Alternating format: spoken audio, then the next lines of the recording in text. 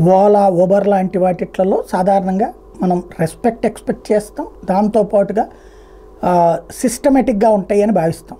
అయితే ఈ మధ్యకాలంలో కొంతమంది, అందరూ అనను, 100కి 90 మంది బాగానే ఉంటారు, ఒక 10% మంది ఇప్పుడు మనం బుక్ చేసుకుంటాం రైడు, దాంట్లో క్యాన్సిల్ చేసి పడేసేస్తున్నారు.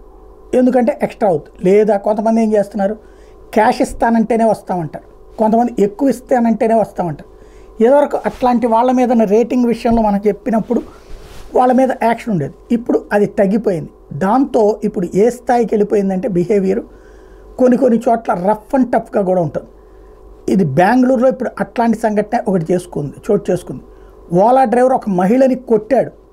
ఎందుకు కొట్టాడంటే రైడ్ క్యాన్సిల్ చేసుకుందని. అతని బిహేవియర్ బాగాలేదని అమ్మాయి రైడ్ క్యాన్సిల్ చేసుకుంది మహిళ. ఆమెను కొట్టినటువంటి సంఘటన ఇప్పుడు సంచలనం సృష్టిస్తోంది. ఇది కాస్త ఇప్పుడు వైరల్ అవుతోంది. దాని మీద ఇప్పుడు కేసు నమోదు చేసి విచారణ చేస్తున్నారు.